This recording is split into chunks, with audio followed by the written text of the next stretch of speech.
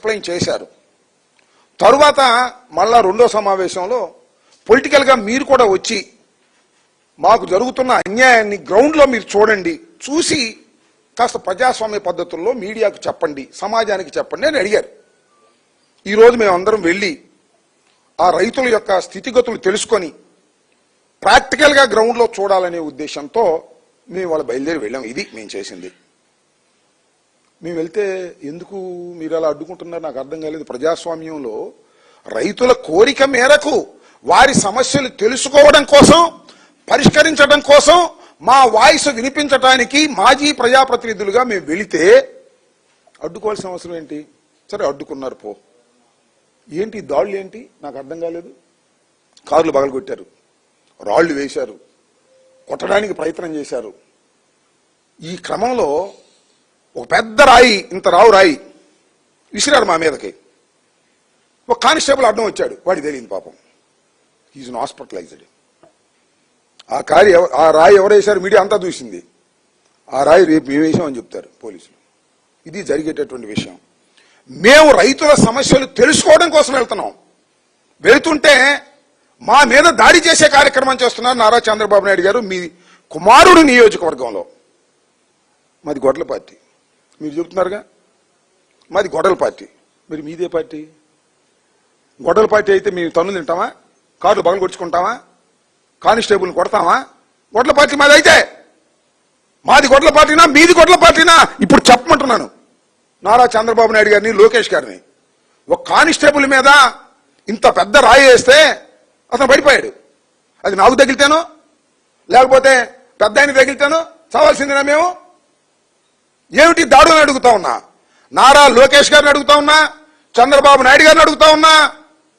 గొడ్డలి పార్టీ మాదని మీరు ప్రచారం చేసి మీరు దాడులు చేసి మమ్మల్ని చంపడానికి, కానిస్టేబుల్ని కొట్టడానికి ప్రయత్నం చేసేటటువంటి ఒక దుర్మార్గమైనటువంటి పాలన ఇవాళ ఈ రాష్ట్రంలో జరుగుతుందా లేదా చెప్పాలని మనం చేస్తున్నాం. పోలీసులు వచ్చారు, అయ్యా మీరు వెళ్ళొద్దండి, అక్కడ వాళ్ళు గ్యాదర్ అవుతున్నారు, లా అండ్ ఆర్డర్ ప్రాబ్లం వస్తే అన్నారు. మేము ముందుగా ప్రకటించుకుని మేము వెళ్తున్నాం. వాళ్ళు గ్యాదర్ అయితే మేము పారిపోవాలని చెప్పండి. ప్రజాస్వామ్యంలో పోలీసులు ఎవరి పక్షాన ఉన్నారు? మా పక్షాన ఉన్నారా? న్యాయం పక్షాన ఉన్నారా? పోలీసులు, తెలుగుదేశానికి సంబంధించినటువంటి కార్యకర్తలు మమ్మల్ని కొట్టడానికి ప్రయత్నం చేసి మమ్మల్ని వెళ్ళకోకుండా నివారించేటటువంటి పరిస్థితుల్లో ఇవాళ ఈ రాష్ట్రంలో ఉందంటే ఈ రాష్ట్రం ఎక్కడికి పోతుంది? మేము వెళ్ళింది ఎవరు? కార్యకర్తలు వెళ్ళామా? అందరు లీడర్సే కదా, ఎక్స్ ఎమ్మెల్యేలు, ఎక్స్ ఎమ్మెల్సీలు, ఇన్ఛార్జీలు. మేము కారులు వేసుకెళ్ళాం.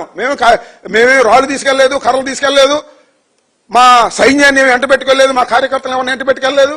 మేము వెళ్ళింది నాయకులం. అవతల దేవుడు నాయకులు లేరు. నాయకులు ఎస్కేప్. నారా లోకేష్ ఎస్కేప్. లెగ్గొట్టాడు. లెగ్గొట్టి రాళ్ళు ఇచ్చి, కర్రలు ఇచ్చి, ప్లే కార్డ్స్ ఇచ్చి గో బ్యాక్ వైఎస్ఆర్సీపీ. ఎందుకు గో బ్యాక్? ఈ రాష్ట్రంలో గో బ్యాక్ అవ్వాలా మేము? ఏమిటి అన్యాయం?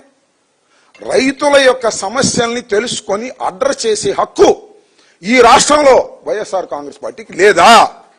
అమరావతిని మేము వ్యతిరేకించమా మావిగన్నా, that is a different matter. ఇవాళ రైతులని మీరు బెదిరించి భూములు లాక్కోవాలని ప్రయత్నం చేస్తున్నప్పుడు వారిని అడ్రస్ చేయడానికి మాత్రమే మేము వెళితే ఇలాంటి దారుణమైన సంఘటనలకి మీరు కల్పిస్తున్నారు. దురదృష్టకరమైనటువంటి ఒక ప్రిసిడెన్స్ ని మీరు పెడుతున్నారు. ప్రభుత్వం మీ చేతిలో ఉందని, డిఎస్పీ మీవాడని, డీజీపీ మీవాడని, సిఐ మీవాడని మీరు రకంగా చేయటం అనేది చాలా దుర్మార్గం. రోజులు ఎప్పుడు ఇలాగే ఉండవు. 2 సంవత్సరాలు అయిపోయింది, ఇంకా 3 సంవత్సరాలు మాత్రమే ఉంది. దాడులు చేసే సంస్కృతి ఎక్కడ పెడితే అక్కడ దాడులేనా? మాట్లాడితే దాడులేనా? ఏమండి, రమేష్ ఇంటి మీద దాడి, కొవ్వూరులో దాడి, మా మీద దాడి, మొన్న మీరు ఎక్కడికి వెళ్తే అక్కడ దాడి.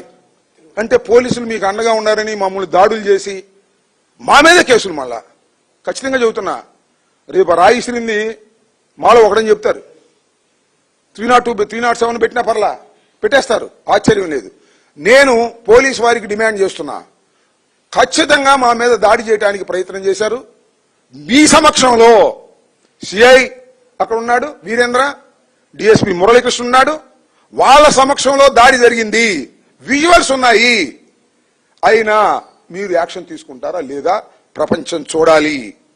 న్యాయ వ్యవస్థ చూడాలి, ప్రజలు చూడాలి, రాష్ట్ర ప్రజలు వీవిల్స్ అన్ని చూస్తున్నారు కదా. కొన్ని అంటున్నారు పరస్పరం రాళ్ళు విసురుకున్నారంట. ఏబీలో చెబుతున్నారు పరస్పరం రాళ్ళు, మేము రాళ్ళు తీసుకెళ్ళామా? పరస్పరం రాళ్ళు విసుకున్నారు అంటే తోసేశాడు మా మీద. అంటే పరస్పరం అంటే మేము కూడా రాయేసేసినట్టుగా పరస్పరం దాడులు చేసుకున్నారంట. వాళ్ళు నిరసన చెబుతుంటే మేము వెళ్ళామంట. వాళ్ళు నిరసన చెబితే మేము వెళ్ళటం, మేము వెళ్తుంటే వాళ్ళు అడ్డం వచ్చారు. కానీ మాది ఇచ్చే ప్రోగ్రామ్. జగన్మోహన్ రెడ్డి గారు మమ్మల్ని కమిటీ వేసిన తర్వాత రైతులతో 2 సార్లు సమావేశమయ్యి వారి రిక్వెస్ట్ మేరకు మేము వెళుతున్నటువంటి ప్రోగ్రామ్ని మేము అనౌన్స్ చేసి వెళుతుంటే వాళ్ళు నిరసన చెప్పడం ఏంటి? తర్వాత చెప్పుకోమని మాకు అభ్యంతరం లేదు. ప్రతి దానికి మేము ప్రోగ్రామ్ ఇస్తే దాన్ని చెడగొట్టం పోలీసులు అడ్డం పెట్టుకుని. ఇది సరైనటువంటి విధానం కాదు. దీని మీద పోలీస్ డిపార్ట్మెంట్ రిక్వెస్ట్ చేస్తున్నాను. చేస్తారో లేదో మీ పాపాలు పండుతీ గుర్తుపెట్టుకోండి. సక్రమంగా వెళ్ళకపోతే దీనిలో కేసులు పెట్టి వాళ్ళని అరెస్ట్ చేయాలి. అరెస్ట్ చేయకపోతే భవిష్యత్తులో మీరే ఇబ్బంది పడతారు పోలీస్ డిపార్ట్మెంట్ అని కూడా చెప్తున్నా.